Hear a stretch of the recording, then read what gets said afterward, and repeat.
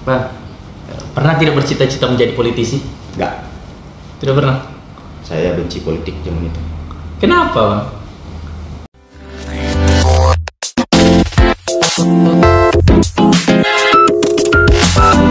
Assalamualaikum warahmatullahi wabarakatuh. Waalaikumsalam warahmatullahi wabarakatuh.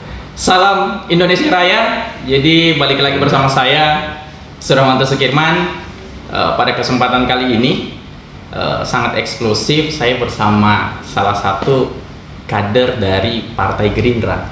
Jadi beliau ini saat ini menjabat sebagai Sekretaris DPD Gerindra Sulawesi Tengah dan sekaligus juga Ketua Fraksi dari Partai Gerindra di DPRD Provinsi Sulawesi Tengah, Bang Abdul Karim Al-Jufri. Gimana kabarnya, Bang? Alhamdulillah, seperti yang terlihat, baru bangun tidur. Terima kasih, Bang, sudah mengizinkan kami temu wacana untuk bertemu dengan Abang. Pada kesempatan ini sangat luar biasa, seorang pemuda masih mau mengizinkan kami untuk bertemu. Jadi, Bang, saya mau mengulik sedikit kisah tentang Abang ini yang tiba-tiba mencuat langsung duduk sebagai anggota DPRD provinsi. Tapi sebelum saya bahas ke sana, saya mau tahu. Emang tiba-tiba ya? Iya, itu tiba-tiba.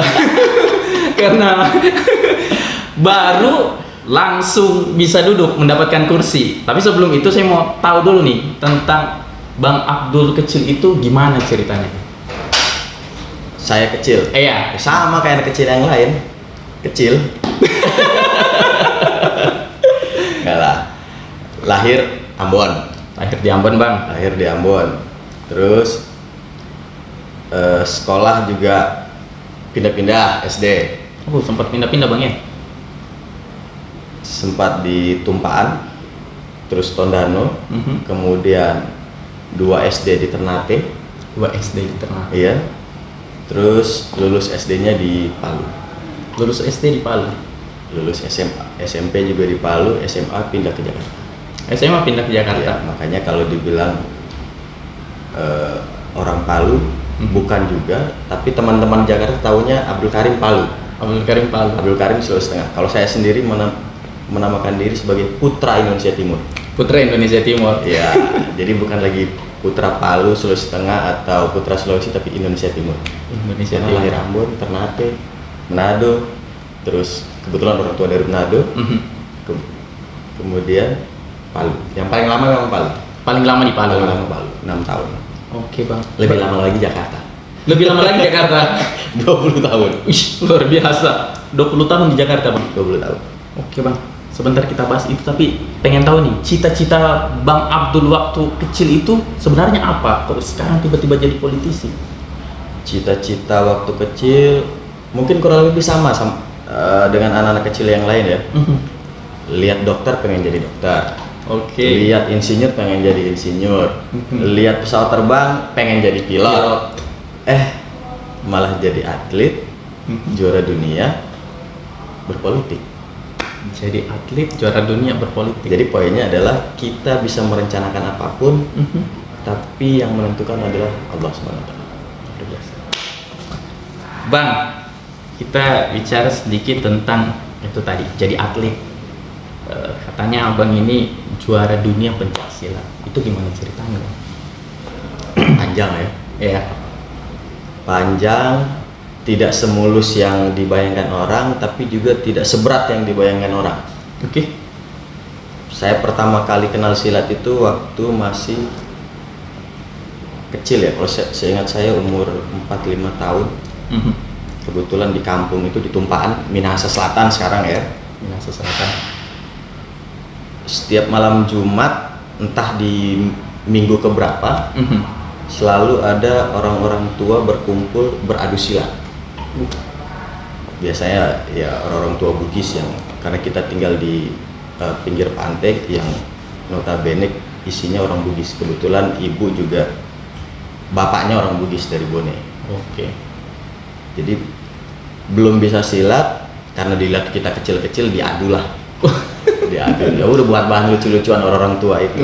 Sampai sekarang masih melekat. Mereka itu tidak kayak orang silat zaman sekarang ya, bakbuk-bakbuk, tapi mereka lebih ke bagaimana mengambil peci musuhnya. Jadi kalau peci musuhnya sudah diambil berarti dia kalah. Berarti dia menang. Yang keambil pecinya dia kalah.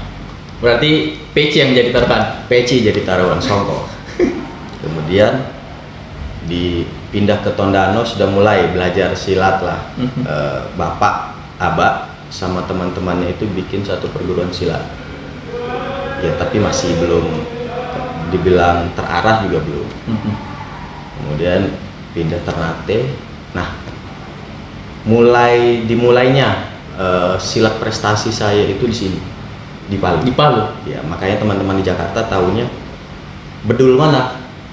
Panggilan saya di silat bedul. Oh, bedul. Bedul mana? Oh, bedul Palu. Abdul Karim Palu. Padahal ya, meskipun dulu saya juara di Palu, saya tidak pernah diberi kesempatan mewakili Palu, apalagi Sulawesi Tengah. Oh, di masa itu tidak pernah diberikan kesempatan? Tidak pernah. Kondisi olahraga di zaman itu lebih, kalau dibilang lebih, kau anaknya siapa? Oke. Berarti ada tidak keluargamu yang jadi pengurus? waduh. Ya, tapi ya itu mungkin ya seperti yang saya bilang tadi, kita hanya bisa berencana, Allah yang menentukan. Mungkin itu jalannya. Itu jalan. Karena saya merasa tidak tidak terlalu dianggap. Karena kebetulan perguruan silat saya itu pendirinya adalah Pak Prabowo, yang otomatis pusatnya ada di Jakarta. 98 Februari saya pindah ke Jakarta. 98 pindah ke Jakarta. Ya, pindah ke Jakarta. Masuk ke padepokannya SMI. Di situ ketemulah dengan yang namanya Bang Taslim, Bang Edi Prabowo, Bang Taslim almarhum. Ya, semoga Allah lapangkan kuburannya. Amin. Itu orang tua saya, abang, sekaligus kawan yang sangat-sangat istimewa. Juara dunia tidak pernah terkalahkan. Tapi begitu kita sama-sama di partai politik, saya diberi tanggung jawab yang mengurusi beberapa wilayah di Sulawesi. Kalau ada urusannya di Sulawesi, beliau pasti bertanya ke saya. Padahal posisinya senior perkasa lah kalau kita bilang. Apapun yang dia mau pasti kita iyakan. Tapi di situ dia mengajarkan bahwa bukan usia yang menentukan kita harus dihargai orang, tapi apa yang menjadi embel-embel kita di belakang. Karena saya bertanggung jawab yang lebih di daerah sini, otomatis dia merasa, oh saya perlu assalamualaikum sama adik ini. Seorang senior pun tetap tabe. Tetap. Manusia itu luar biasa. Meskipun apapun yang dia mau pasti saya iyakan. Tapi dia merasa, ya memang saya harus bicara dulu sama kau, karena kau apa istilahnya yang bertanggung jawab di daerah itu. Kalau kau ke daerah saya, ya kau tanya sama saya. Baik, Bang Taslim. Sedikit menceritakan tentang bagaimana bisa juara dunia pada saat itu. Nah, pasti itulah. Dimulai dari sini, latihannya di sini, juara. Saya juara di kejuaraan remaja. Ingat sekali bertandingnya di museum samping SMP 3. Iya. Nah, ya karena ya hal-hal tadi pindah ke Jakarta, mulai latihan di sana. Oke. Sampai di sana pun tidak langsung dilatih sama Bang Taslim. Bang Taslim waktu itu baru selesai juara SEA Games 97, beliau terakhir bertanding, istilahnya gantung sabuk lah, gantung body protector, gantung sarung tinju kalau ditinju. Saya berdua sama kakak saya itu dilatih sama Bang Mul, pelatih kita yang dari Palu juga, yang kebetulan sudah duluan di Jakarta. Oke. Nah di sana kita latihan, habis subuh udah latihan, selesai jam 8 sarapan, istirahat, sore kita latihan lagi. Karena dilihat sebulan pertama itu kita rajin, Bang Taslim melihat, wah boleh juga ini anak-anak. Ya dikasih program lah, belum dilatih, dikasih program sama Bang Taslim untuk kita lakukan, dikasih ke pelatih kita Bang Mul, sekarang di Kalimantan Timur. Kita latihan dengan program yang dikasih. Begitu kita bisa melaksanakan program yang diberikan, baru Bang Taslim, yang namanya Bang Taslim ini turun tangan, membentuk. Nah latihan sama Bang Taslim ini istimewa. 45 menit kita latihan, boleh bilang latihan inti lah, 45 menit 1 jam. Seharian kita diskusi. Seharian diskusi. Seharian diskusi. Jadi begitu dia ada waktu, saat itu juga kita harus duduk mendengarkan dia, seperti dibilang mendongeng juga enggak, tapi dongeng. Dibilang bercerita iya, tapi yang dia ceritakan adalah, karena badan saya kecil, jadi yang dia ceritakan itu juara-juara yang ada di kelas saya. Dia cerita, namanya ada yang dari Jogja, Selamatlah Tanggang itu dia begini, Sami Aji dari Jawa Barat itu dia begini, yang ini begini. Akhirnya di sini itu terekam bahwa kalau saya mau besar, saya harus bisa seperti orang-orang ini. Jadi ada semacam panutan di. Ada. Jadi kita diceritakan legenda-legenda itu supaya kita bisa menjadikan mereka role model. Sudah berlatih, kita ikut semacam, nah kebetulan SMI itu tahun 98 dicanangkan sebagai tahun prestasi. 98 sebagai tahun prestasi. Iya, buat perguruan silat kita. Siap. Jadi ada beberapa bukan pos ya, ada beberapa wilayah Sumatera mereka berkegiatan sendiri, bikin kejuaraannya, muncul juara-juaranya. Nah kebetulan karena kita sudah duluan ke Jakarta, saya sama kakak saya itu ikut pelatihannya yang di Jakarta. Di Sulsel juga ada, waktu itu dibikinnya di daerah Goa, ada, saya lupa namanya apa itu. Nah juara-juara itu dikumpulkan di Jakarta, dilatih lah, dibikin semacam tim kecil, tim kecil yang berisikan para juara itu. Saya tidak termasuk. Tidak termasuk. Kok bisa, Bang? Ini cerita. Ya mungkin dilihat saya kurang menonjol dibanding teman-teman yang lain. Jadi yang lebih menonjol itu kakak saya sendiri. Memang kalau dibilang speed, power jauh di atas. Saya ngomong sama abang-abang itu, karena di tim ini kan mereka akan dibina sendiri, otomatis jam latihannya berbeda, makanannya pun berbeda. Ada perlakuan khusus. Ada perlakuan khusus. Ya memang kalau kita tarik untuk bahan motivasi, kamu kalau mau perlakuan berbeda, ya kamu harus bisa terlihat berbeda, harus berprestasi supaya yang di belakang-belakang juga mengikuti. Jadi bahasa kerennya kita di sana, jangan mikirin duit. Kalau lu juara, duit akan datang dengan sendiri.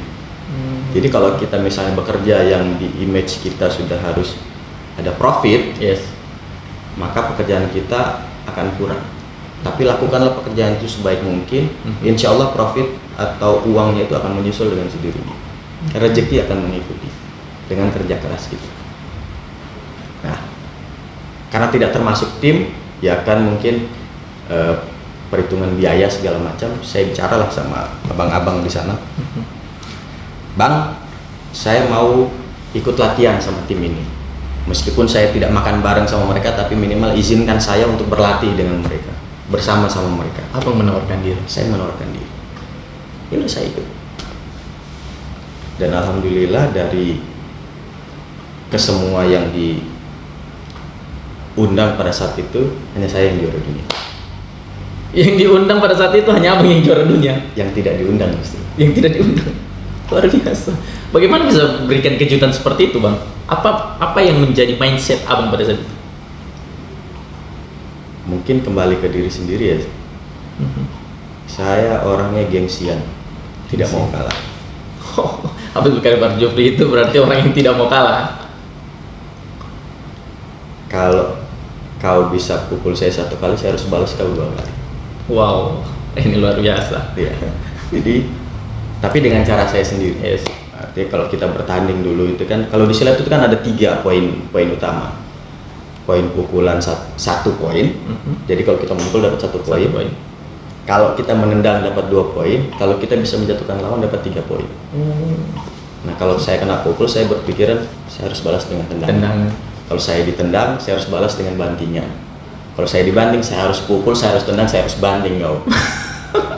Jadi kalau kau bisa satu kali, saya harus bisa 2 kali. Berarti memang mental juara sudah ada sejak. Ya mungkin ya sejak saya menawarkan diri itu. Oke. Karena buat saya keberhasilan itu bukan pada saat tangan kita diangkat ya sebagai pemenang, tapi keberhasilan itu dimulai pada saat, kalau saya kembalikan ke silat tadi, dimulai pada saat kau memutuskan untuk ikut latihan silat. Memutuskan untuk ikut latihan silat. Jadi pada saat kau baru bangun tidur, saya mau latihan silat. Itulah juaramu, itu sudah harus dimulai dari saat itu. Jadi bukan pada saat kita diangkat tangannya, oh pemenangnya adalah ini, bukan. Tapi jauh dari sebelumnya. Jauh sebelum itu ya. Ada proses yang harus kita lakukan untuk jadi juara. Nah jadi setelah pelatihan itu ya biasalah kita dikirim ikut pertandingan sini. Jujur dulu saya mau jadinya atlet Jawa Barat, karena Bang Taslim asalnya Jawa Barat. Oke. Meskipun dia juga orang Ambon, Bang Taslim itu orang Ambon. Kebetulan kuliah di Unisba, juara mewakili Jawa Barat jadinya. Jadi saya maunya saya harus ikut pelatih saya jadi atlet Jawa Barat, tapi nggak berhasil. Saya justru jadi atlet Jakarta, besarnya di Jakarta. Nah, diberikan ruang sebesar-besarnya oleh IPSI DKI Jakarta. Mendapat kesempatan berada Anak kampung tapi juara DKI, bos. luar biasa. Bang, saya mau bahas ini nih. Abang ini kan kalau saya lihat dekat dengan Bapak 08 Pak Prabowo Subianto. Itu bagaimana ceritanya Abang bisa sampai mendapatkan kesempatan untuk bisa dekat dengan beliau? Satria Muda Indonesia. Satria Muda Indonesia. Perguruan pencaksilat Satria Muda Indonesia digagas dan didirikan oleh Pak Prabowo. Jadi sejak kecil yang saya tahu tokoh nasional itu hanya Prabowo Subianto dan Akbar Tanjung, karena di masa saya kecil Menteri Olahraganya Akbar Tanjung. Betul. Masih era Pak Harto. Pak Harto. Jadi ya karena itulah kita di Jakarta juga dibina langsung oleh ya abang-abang tadi itu, yang kebetulan juga satu orang Palu, Bang Jimmy Stefanus, Jimmy Rumampuk, itu orang Palu. Beliau itulah yang duluan, beliau Bang Mul itu lebih duluan ketemu sama Pak Bowo, ikut sama Pak Bowo. Ya, saya mengikut abang-abang itulah, karena juara silat, terus dipertemukan sama Pak Bowo. Ya. Dan dari situ juga kita udah disuruh sekolah macam-macam lah. Jadi pada saat dulu Bapak konvensi Golkar, secara otomatis kita jadi Golkar. Oh, langsung SMI dimanapun Bapak, insya Allah selalu ada di situ. Karena kita merasa ya Pak Prabowo lah yang memberikan ruang buat kita itu. Kemudian pada saat dibentuk Gerindra, secara otomatis kita pun langsung Gerindra. Ya. Tapi kalau dibilang diberi atau mengenal secara khusus ya baru sejak pas Gerindra lah. Pada saat di silat juga paling sekedar ketemu, ya namanya kita, kalau di silat di SMI itu kan nggak ada istilahnya Bapak panggilannya, kecuali ke Ketua Dewan Pembina. Ke Ketua Umum pun kita panggilannya Abang. Panggilan Abang? Iya. Jadi panggilan yang di Gerindra sekarang sama dengan panggilan yang di di SMI dulu, ke senior Abang. Tapi Bang, kenapa Abang di SMI terus mau ikut dengan Pak Prabowo? Kan bisa tuh sebenarnya tidak harus dengan Pak Prabowo. Tapi apakah memang harus melekat SMI harus dengan Pak Prabowo? Sebenarnya pilihan ya. Iya. Betul juga, nggak mesti orang SMI itu ikut dengan Pak Prabowo. Betul. Tapi karena budi baik yang ditanamkan oleh Pak Prabowo ke kita, buat saya mungkin perguruan silat hampir-hampir sama. Mereka mengajarkan banyak hal yang sama. Selain tentu dalam konteks keilmuan berbeda pasti ya. Namanya sekolah pasti konteksnya berbeda. Tapi yang membedakan SMI itu karena sejak awal yang ditanamkan adalah nilai-nilai kebangsaan. Jadi perguruan silat yang isinya itu pokoknya wejangan-wejangannya bagaimana tentang bangsa dan negara. Luar biasa. Berarti memang di dalam silat pun wejangan kebangsaan itu ke Indonesia terus digaungkan. Jadi apa yang disampaikan Pak Prabowo sekarang di Gerindra udah pernah disampaikan juga pada saat kita di SMI. Jadi itu sudah lama sebenarnya. Oke. Jadi kalau kenapa kita ikut Pak Prabowo? Karena secara otomatis ya kita senang dengan figur pemimpin yang seperti beliau. Betul. Jadi bukan serta merta juga, tapi memang kita memilih untuk ikut beliau, untuk ikut membantu perjuangan beliau. Cara pandang beliau terhadap kebangsaan. Oke, Bang, ini nih pas abang ikut dengan Pak Prabowo, apa sih tugas pertama yang dikasih? Tugas pertama di partai itu saya sebagai tukang input KTA. Tukang input KTA? Serius itu Bang? Serius. Jadi kalau di tahun 2008 itu ada orang-orang Gerindra yang punya KTA daerah Jawa, khususnya daerah Jawa ya, karena kita sentralisasinya itu kebanyakan yang kirim KTA itu, kirim KTP itu dari Jawa, sebagian dari yang jauh-jauh lah sebagian. Bisa dipastikan KTA Anda dari saya. Tapi Bang, pernah tidak berpikir sih bahwa ikut dengan Pak Prabowo akan diberikan ruang untuk masuk ke dunia politik? Kalau disilat dulu ya tidak. Tidak. Tapi begitu kita bergabung di Gerindra, kami meyakini bahwa ruang-ruang itu akan terbuka dengan sendirinya kalau kita mampu untuk memaksimalkan ruang-ruang tersebut. Oke. Ini soal memaksimalkan berarti. Iya. Artinya begini, sebagai pemimpin Pak Prabowo sudah menyediakan banyak hal, menyediakan pelatihan-pelatihan, memperkenalkan dengan orang-orang banyak. Tapi selebihnya bagaimana kita, pembawaan diri kita dengan masyarakat, tidak bisa dipaksa. Itu sesuatu yang tidak bisa dipaksakan karena berlawanan dengan kehendak masyarakat. Bang, pernah tidak bercita-cita menjadi politisi? Enggak. Tidak pernah. Saya benci politik zaman itu. Kenapa Bang? Karena karir saya di silat berhenti gara-gara politik. Saya tidak bisa mewakili Sulawesi Tengah ya karena politik-politik tadi kan, makanya saya benci berpolitik.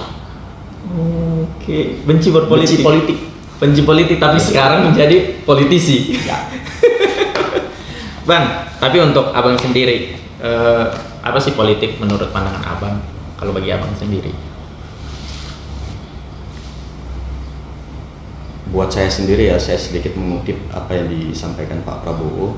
Beliau juga mengutip dari seorang guru besar ilmu politik, Profesor Budi Harjo.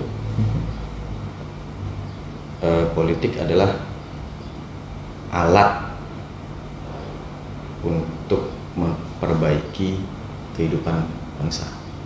Oke. Jadi kalau kita bahasakan dengan bahasa Kita yang sederhana, bahasa kita sehari-hari, ya apapun yang kau lakukan untuk memperbaiki kehidupan sekitarmu itulah politik. berarti segala sesuatu untuk memperbaiki ada politik di dalamnya. Ya sekarang kita ke suatu tempat, tiba-tiba ada tulisan masuk bayar sekian. Itu kan berasal dari sebuah edaran, sebuah keputusan. Nah, setiap keputusan itu pasti politik. Benar. Ya. Jadi kalau kalian ingin kehidupannya lebih baik, ya harus bisa berpolitik atau minimal melihat siapa-siapa yang berpolitik kemudian menjatuhkan pilihannya ke dia. Jatuhkan pilihan. Oke, Bang, 2019. Kenapa? Wah, boleh. Sambil break ya. Pernah break-break begini nggak? Belum. Ini coba rasa kopi Garuda namanya. Oh, ini kesukaannya Abang ini. Ya, kopi Garuda. Saya biasanya lihat di Facebook kayaknya Abang. Ya. Saya bilang kopi Garuda karena ya kita jalannya jalan Garuda. Oh, saya kira kopi khusus Bang. Kopi khusus, ini kopi dari Pipi Koro, Sigi. Sigi. Ya, saya pertama kali disuruh coba, saya langsung jatuh cinta. Ini jenis kopinya cukup. Jenis kopinya Toratima. Toratima. Ya. Jadi kalau saya pakai bahasa marketing, Ini kan saingannya beda-beda tipis sama luwak lah istilahnya. Oke. Jadi kalau saya mau pakai bahasa marketing, saingan sama terima kasih. Saingan sama luwak, saya tinggal bilang ini bukan tai. Mohon maaf. Karena kan luwak itu dimakan, kopi luwak itu dimakan oleh si luwaknya sendiri. Kemudian keluar biji-bijiannya. Jadi feses kan. Oke. Siapa? Nah kalau yang ini daging bijinya dimakan, bijinya dikeluarkan. Daging bijinya dimakan, Ya, bijinya dikeluarkan. Ya, si binatang ini hanya memakan buah yang paling matang. Jadi kopi pilihan. Kopi pilihan Bang ya. Ya, kemudian bijinya jatuh di tanah, terfermentasi dengan sendirinya di tanah. Oke. Makanya rasanya jauh. Siap. Oke Bang. Tadi kan bisa sambil ngefan. Biar rileks banget. Takut segmennya mungkin nggak boleh ada yang begitu-begitu. Nggak ada sih. Ini bebas ditonton. Bang, 2019 bagaimana ceritanya bisa memilih dan memutuskan untuk saya bertarung di 2019? Kalau mau jujur 2014 sebenarnya saya sudah mulai agak-agak siap. 2014 sudah agak siap. Tapi kemudian karena kita tugas di Jakartanya itu banyak, nempel sama Pak Prabowo, terus urusannya juga dengan kepartaian, kita diberi tugas untuk tidak nyalek. Oh, pada saat itu belum dibolehkan. Jadi bahasa Pak Prabowo, kalau kalian semua nyalek, siapa yang mau mengurusi partai? Sementara banyak senior-senior kita di partai itu mau berjuang mencari suara. Otomatis kan secara administrasi harus ada orang-orang yang mengambil tanggung jawab itu. Betul. Ya untuk sekedar mungkin menyiapkan berkas para caleg segala macam. Nah itu kan dibutuhkan keikhlasan dari orang-orang yang mau. Jadi jangan pernah menyepelekan orang-orang yang ada di bagian sekretariat, nggak boleh. Karena satu saja persyaratanmu dihilangkan sama mereka, kelar. Habis Bang. Tidak bisa nyalek dong. Nggak bisa nyalek, pasti gugur satu dapil itu. Apalagi kalau perempuannya ya yang bilang gugur satu dapil kita. Oke. Jadi sudah mulai mempersiapkan diri, tapi diperintahkan untuk tidak nyalek. Ya sudah, kita fokus mengurusi partai, membantu Pak Prabowo dan senior-senior yang lain di belakang layar. Nah, setelah 2014 itu kan ada pilkada. Ada pilkada. Karena saya sudah mulai cinta politik. Oke. Yang tadinya memang nggak boleh ya terlalu benci dengan suatu barang, sesuatu nanti akan jadi cinta. Saya mulai menata, khususnya Sulawesi Tengah. Jadi saya mulai melihat siapa calon-calon kepala daerahnya yang sekiranya ke depan kalaupun tidak mau membantu saya, tapi minimal pada saat saya mau nyalek di daerah itu, karena di pikiran saya cuma Kota Palu sama Donggala, belum ada Sigi kan waktu itu. Iya. Ternyata muncul lagi Sigi, ya sudah berarti kan saya lihat dapilnya kalau bukan Kota Palu berarti Donggala Sigi. Oke. Jadi begitu ada calon-calon yang bagus, saya mulai membangun komunikasi dengan mereka. Jadi memang sebelum 2019 itu sudah dibangun, sudah sedari lama dibangun. Kan seperti yang saya bilang tadi, juara itu bukan pada saat tanganmu diangkat. Luar biasa. Nah ini nih Bang, perolehan 7.000 suara. Dari kalau untuk total suara Gerindra itu pada saat 2019 33.000. Apa yang Abang tawarkan ke masyarakat sampai bisa melejit 7.000 suara? Ini orang baru yang datang, bahkan mengalahkan petahana. Sebenarnya target 7.000 suara itu tidak sesuai dengan apa yang saya pencapaian 7.000 suara tidak sesuai dengan apa yang saya targetkan. Oh, tidak sesuai dengan pencapaian. Saya memang menyiksa teman-teman yang jadi motor-motor saya di bawah. Oke. Target saya puluhan ribu suara. Target puluhan ribu suara. Iya. Dan begitu saya sampaikan jawaban mereka 2 kata. Apa tuh? Nah gila kau.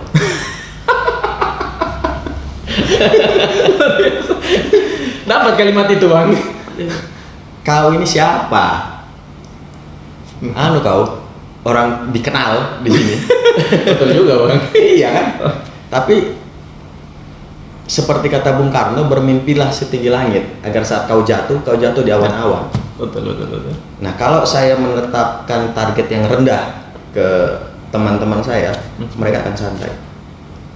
Oke. Mereka hanya akan cukup puas mencari sekian ribu suara.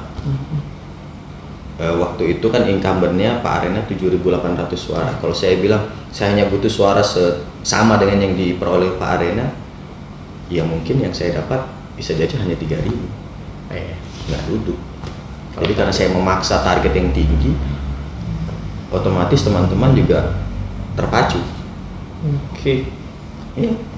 Coba kalau kita targetnya dari awal hanya medali perunggu, bisa jadi dapatnya batok kelapa.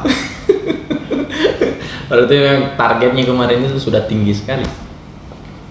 Saya mentargetkan malah 2 kursi. Target 2 kursi. Iya, jadi saya bicara dengan teman-teman Sedapil saat itu. Bapak silakan maksimalkan. Saya juga akan berjuang. Saya mau kita dapat 2 kursi. Oke. Sempat ada pembahasan itu berarti. Iya. Dan saya coba tanya juga ke mereka mana ya daerah yang belum dimasuki. Jawabannya sudah semua. Sudah semua. Dan bagaimana abang bisa mencapai 7.000 suara dengan kondisi semuanya sudah dimasuki? Kalau dibilang menawarkan, saya boleh dibilang tidak menawarkan apa-apa karena saya berkampanye hanya untuk Pak Prabowo dan Gerindra. Oke. Pada saat saya berkeliling, ada beberapa kesempatan berkeliling dengan rekan-rekan Sedapil, saya memperkenalkan semuanya. Semuanya dikenalkan? Saya perkenalkan. Kalau bapak-bapak merasa tidak nyaman berbicara dengan saya karena usia saya lebih muda, ada ini Pak Haji Samsuri. Oke. Kalau ibu-ibu tidak nyaman berbicara dengan saya, silakan ada ini Ibu Uci. Saya perkenalkan. Kalau yang muda-muda nyaman dengan saya, ayo pilih saya. Fair sekali caranya kalau begitu. Karena saya merasa ini perjuangan bersama. Jadi waktu itu meskipun saya juga ngotot mau duduk, tapi di pikiran saya siapapun yang duduk, yang jelas kursi buat Gerindra harus ada. Siapapun yang duduk. Siapapun yang duduk, kursinya harus ada. Jangan sampai kita berebutan mau duduk, tapi ternyata kursinya tidak ada. Suara gabungan kita tidak cukup. Jadi yang harus kita kejar adalah target partai dulu. Target partai. Target kita bersama-sama, baru target kita pribadi. Oke. Bang, Ngopi dulu. Tapi memang suka ngopi bang ya? Suka lah. Sehari bisa berapa kali bang? Sebenarnya ini udah lewat jam ngopi. Cuman nggak Oke. apa-apa lah karena udah tidur. Berarti sekalian begadang nonton Euro lagi. Bang, di barisan abang kemarin berjuang ada para kader GMD. Sebenarnya mereka itu disiapkan untuk apa bang?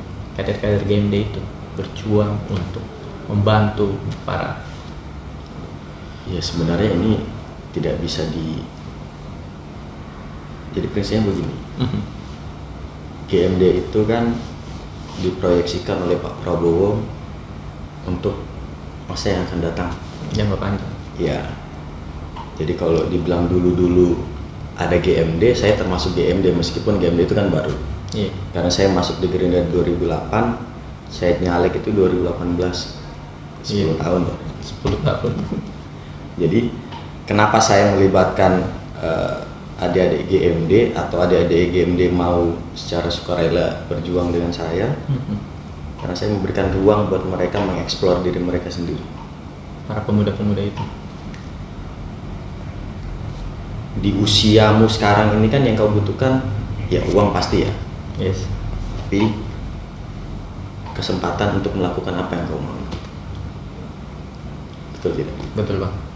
Jadi ketika kesempatan itu sudah diberikan kemudian kita gagal, berarti mungkin belum waktunya kita berhasil, atau mungkin bukan bidang kita di situ. Tapi kalau apa yang kita inginkan ya, passion kita, di mana kemudian tidak diberikan ruang, kan ini bergejolaknya yang ampun. Ngebet itu Bang. Nah, Gemes sendiri kita Bang. ya, makanya ya sudah, ayo. Dan alhamdulillah ya GMD inilah teman-temanmu itu yang membawa suara dari masyarakat. Karena meskipun banyak yang melecehkan mereka, menganggap mereka barisan anak kecil, ada satu yang orang-orang itu lupa bahwa kalian ini kan sarjana. Oh iya. Orang-orang yang punya isi kepala yang di atas rata-rata lah. Benar Bang. Yang kalian tidak punya kan kesempatan untuk membuktikan diri. Itu yang sulit untuk didapatkan. Ya. Dan itu juga saya rasakan. Oke. Kita terlihat seperti kurang ramah dengan anak muda, menganggap anak-anak muda yang ada di partai politik itu sekedar hanya menjadi tukang pasang bendera, tukang beres-beres kursi, ya. Benar. Padahal kalau diminta untuk berpikir juga, yang muda-muda juga bisa kok. Lihatlah abang-abang yang di Jakarta itu, Betul. ya kan? Luar biasa. Diberi kesempatan oleh Pak Prabowo, meskipun banyak yang kurang suka karena merasa tahu apa ini anak-anak kecil. Kayaknya kita bisa membuktikan ya, sedikit banyak bukan berarti kita lebih hebat dari senior-senior itu ya. Kita mampu juga kok untuk mencari suara, kita mampu juga kok untuk nyiapin bendera, kita mau juga kok untuk geser-geser kursi, berpanas-panasan di lapangan untuk upacara. Jadi kalau yang lain bisa bermimpi, kita anak muda punya tenaga untuk mewujudkan mimpi. Punya tenaga untuk mewujudkan mimpi. Luar biasa. Bang, 2019 menjadi anggota DPRD provinsi, gimana perasaannya pada saat dilantik?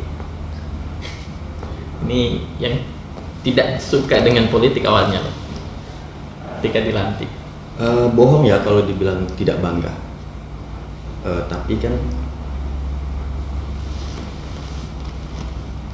diputuskan untuk menduduki sebuah kursi bukan berarti akhir dari sebuah perjuangan. Benar. Justru pada saat kita terpilih, perjuangan itu barulah dimulai. Karena bagaimana kita memang sih pada saat sosialisasi dulu kampanye saya tidak pernah menjanjikan apapun ke masyarakat. Oh, abang tidak pernah memberikan janji? Memberi uang pun tidak. Serius?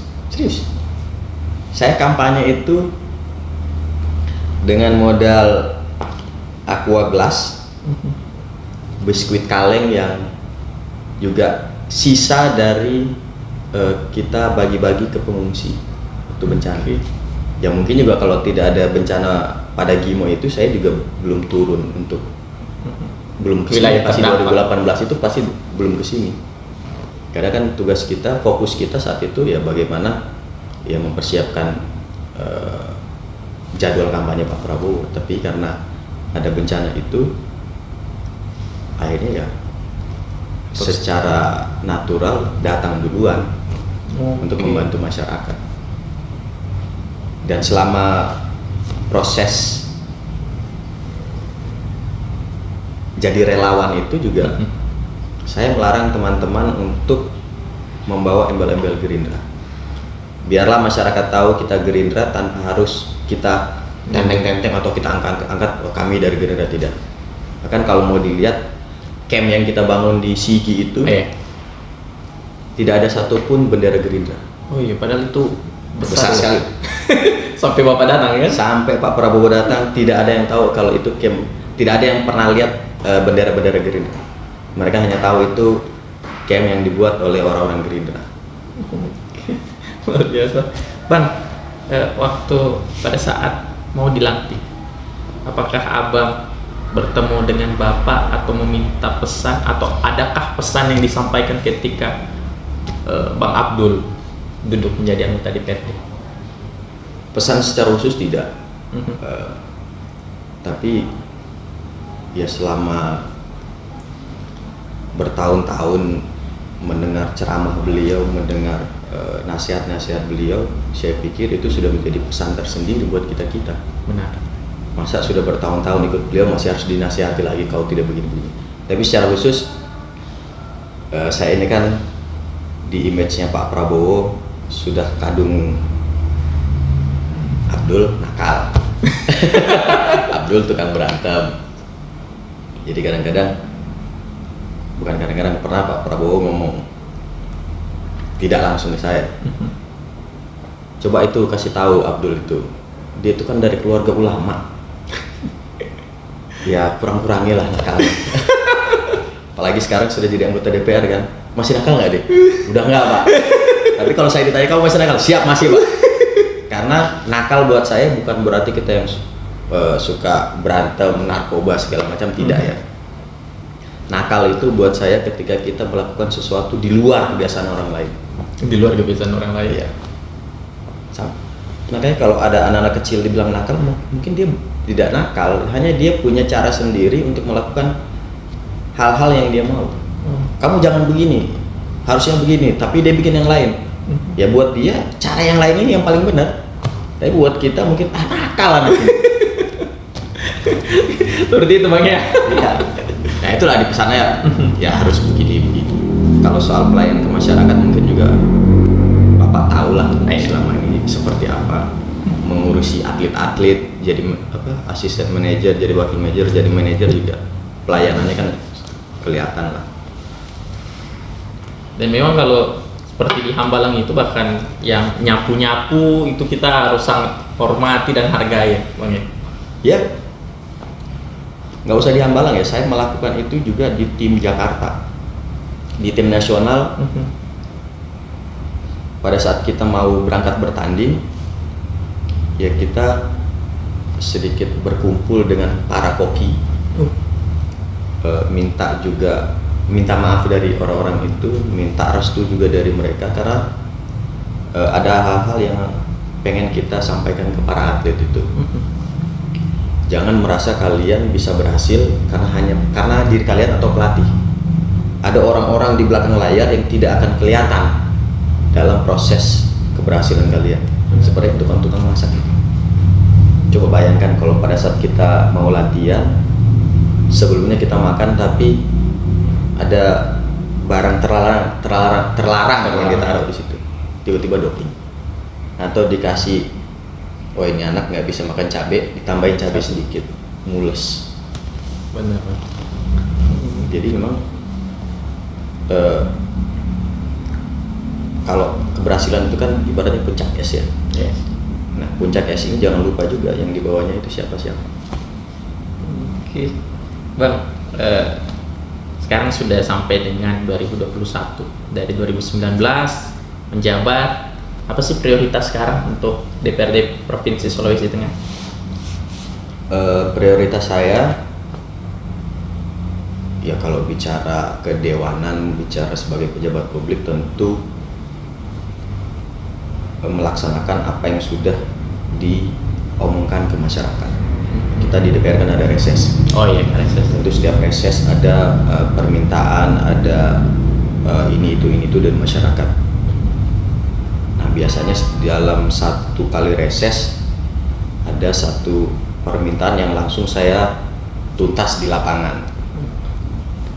Misalnya ibu-ibu pengajian segala macam minta ini minta itu, ya sudah langsung. Nah selebihnya kan kita harus atur dengan pihak eksekutif. Oke, yang harus memang berhubungan dengan pihak eksekutif. Ya, jadi misalnya jalan segala macam. Ya itulah yang kita prioritaskan. Terus ya tentu karena saya merasa punya kenalan di Jakarta, saya selalu merasa bahwa tidak cukup saya mengelola atau tidak cukup saya membantu masyarakat dengan memakai uang Sulawesi Tengah. Ya kita sama-sama tahu lah negara kita yang kaya ini, daerah kita yang kaya ini ternyata kekayaannya juga tidak bisa dinikmati semua orang. Benar. Dengan APBD kurang lebih 4 triliun sangat sedikit, sangat kurang untuk Sulawesi Tengah yang luas wilayahnya panjang sekali. Betul. Saya juga istilahnya batabe assalamualaikum, toki pintu ke abang-abang yang di Senayan. Karena kita tahu lah yang punya uang ini Senayan kok. Benar. DPR. Kalau kita tidak rajin-rajin ke sana ya jangan salahkan kalau kita ketinggalan terus. Iya. Karena ketika kita tidak sampai di sana, berarti ada daerah-daerah lain yang melakukan itu. Datang ke sana minta dari mereka. Nah, karena daerah-daerah itu yang minta, otomatis uang ini hanya dibagikan ke daerah-daerah yang datang meminta. Nah, karena tadi yang saya bilang saya merasa kenal dengan mereka, saya minta lah dari mereka. Oke. Ada beberapa yang sudah diturunkan. Ini kemarin juga dapat dari Pak Asikin Sultan. Terima kasih Pak Asikin. DPR RI dari Sulsel 1. Sulsel 1. Ya, mantan Bupati Bantaeng. Wow. Jadi saya banyak kegiatan di sini justru dibantu oleh teman-teman dari Sulawesi Selatan, dari Sulawesi Barat. Bahkan di luar dapil Sulawesi Tengah pun. Ya, Luar biasa, Bang. ya karena itu kita mengurusi mereka atas nama partai, ya mereka juga mau membantu kita atas nama partai, membesarkan partai di luar dapil-dapil mereka. Pada saat bencana kemarin itu kan kita berhasil mengumpulkan bantuan di sini juga karena teman-teman dari luar dapil, dari Gorontalo bikin posko sendiri, dari Sulbar bahkan dibawa oleh Ibu Ruskati, istri gubernur, bantuannya ditaruh di sini. Saya minta Bu, kita fokuskan di sinilah untuk poskonya. Jadi bantuan mohon dibawa ke sini. Dari Ibu Felicitas juga Sulsel 3 dibawa ke sini juga. Kita ya namanya sebagai sebuah organisasi, sebuah partai, tentu tidak salah kalau saya meminta mereka semuanya difokuskan ke sini. Jadi Benar. atas nama Gerindra, tidak ada lagi atas nama siapa-siapa, semuanya murni Gerindra. Ini partai berarti Bang ya? Iya. Bang, 2021 Abang pengen capai apa? Apa yang ingin Abang capai? 2021. Nah, 2021 ini. Ini masih setengah tahun lagi. Apa kira-kira yang prioritas Abang untuk tahun ini? Prioritas untuk tahun ini ya, Iya, bebas Covid. bebas Covid Bang ya? Iya. Sudah begitu banyak uang kita yang habis hanya untuk mengatasi masalah ini. Benar. Berapa banyak pembangunan yang tidak jadi kita laksanakan karena refocusing anggaran. Benar. Jadi kalau kita tidak segera mendisiplinkan diri, menjaga lingkungan kita, ya jangan salahkan kalau kita akan terus berada di pusaran yang ini lagi. Di Singapura itu bahkan sudah ada rencana untuk membiasakan COVID. Membiasakan COVID. Karena mereka beranggapan bahwa COVID ini layaknya flu biasa. Oke. Jadi nggak perlu vaksin, nggak perlu ini, pokoknya di ujungnya akan diupayakan menjadi herd immunity. Ya, jadi menciptakan imunitas secara bersama-sama yang akhirnya bisa melawan COVID ini. Jadi tanpa harus membuang banyak resource hanya untuk satu virus, kemudian kita seolah-olah lupa bahwa ada virus-virus lain, ada penyakit-penyakit lain di belakang. Kalau dibandingkan dengan demam berdarah, ya masih banyak yang meninggal karena demam berdarah. Betul. Iya. Tapi kita fokus dengan COVID. Habis uang kita di situ. Kalau kita mau lockdown pun ya kasihan. Pemerintah juga nggak punya uang. Banyak yang terdampak. Masyarakat juga dibilang berdiam diri. Kau mau kasih makan masyarakat? Berat. Berat. Oke Bang, Abang kan sekarang menjadi sekretaris DPD Gerindra Sulawesi Tengah. Itu bagaimana bisa mengambil keputusan itu Bang? Kalau di Gerindra itu semuanya kan penugasan ya. Iya. Jadi saya juga tidak pernah meminta untuk jadi sekretaris, tapi diberi tugas oleh partai. Oke. Jadi nggak ada istilahnya, oh saya mau jabatan ini, saya mau jabatan ini, tidak. Tahu kan, di kita semuanya sistemnya penugasan. Kapanpun kita akan bisa diberi tugas dan kapanpun sewaktu-waktu tugas itu dicantik dari kita. Jadi ya sekarang dari sekretaris ya jalani aja tugas sebagai sekretaris. Siap aja tuh. Siap aja.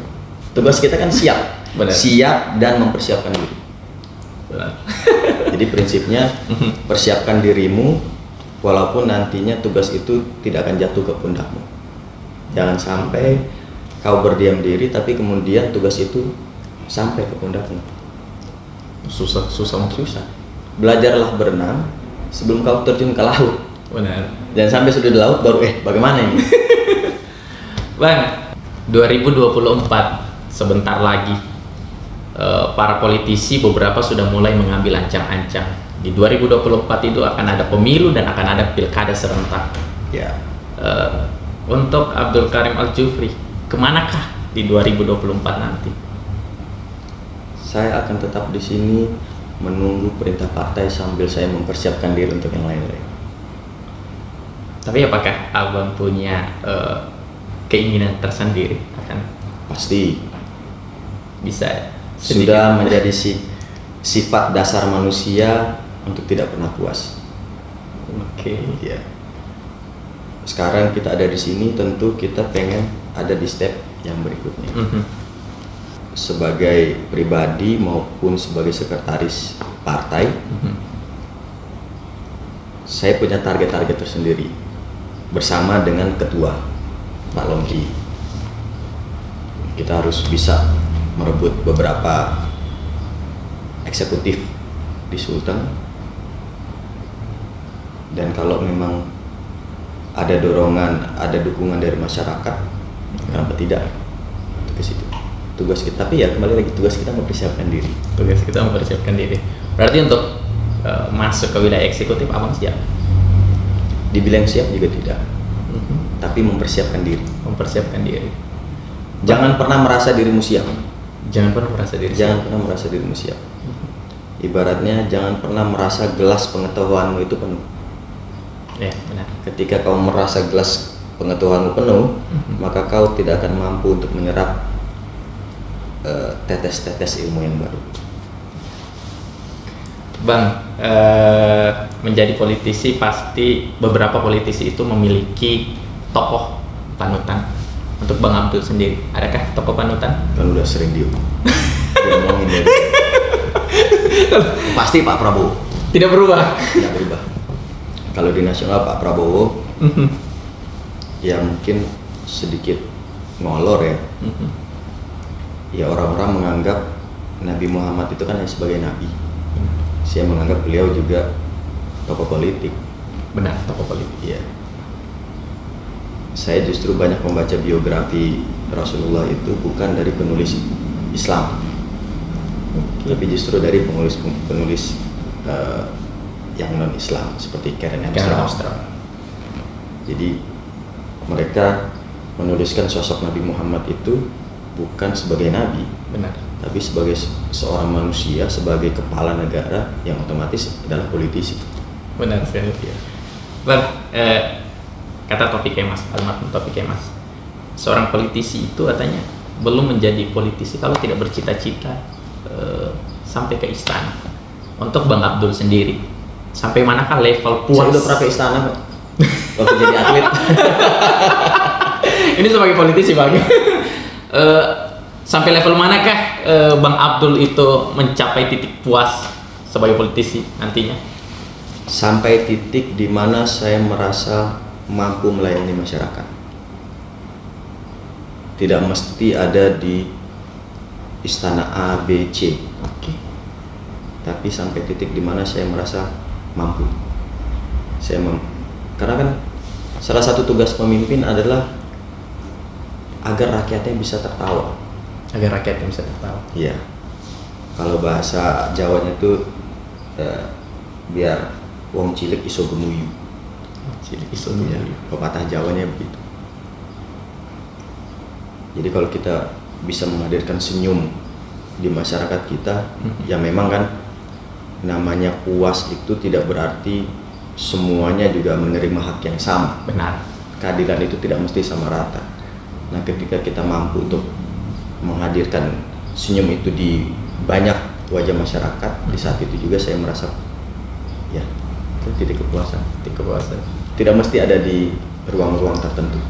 Oke, Bang, pesan kepada para pemuda yang sedang berupaya, sedang belajar, sedang menunggu kesempatan mereka di dunia politik, apa pesan untuk mereka dari Bang Abdul Karim Al-Jufri? Kok kayaknya tua banget. Abang ini kan salah satu panutan pemuda untuk yang dibilang panutan juga tidak ya, tapi ada beberapa referensi ya. Ada fase-fase dalam kehidupan manusia. Yang salah satu fase yang menurut saya terpenting adalah fase di mana kita memilih pemimpin, di mana kita memilih bos, di mana kita memilih abang atau senior yang harus kita ikuti. Jadi pada saat usia tertentu kita bisa ketemu dengan pemimpin yang bagus, ikut dengan pemimpin yang bagus, insya Allah mungkin bukan nasib kita yang bagus ya, tapi cara berpikir kita akan bagus, skill kita akan meningkat. Tapi di usia tertentu, ya tentu yang saya maksud usia tertentu ini ya usia-usia 20-an ke bawah ya, 30 ke bawah lah. Kalau salah memilih orang yang kita idolakan, insya Allah kedepannya salah. Kalau salah memilih orang yang gila. Kalau dalam konsep berpolitik, pantaskanlah dirimu. Pantaskanlah diri. Jangan kasih kesempatan orang lain untuk memilih selain dirimu. Wow. Iya.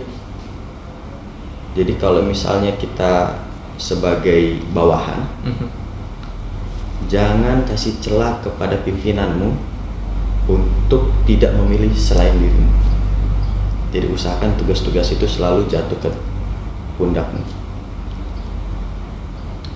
Luar biasa. Artinya kalau tugas-tugas itu diberikan ke kau, berarti kau dirasa mampu, layak. Orang yang mampu, yang layak untuk melakukan itu. Luar biasa. Pantaskan diri. Pantaskan diri. Soal hasilnya nanti itu serahkan sama yang maha memutuskan. Luar biasa.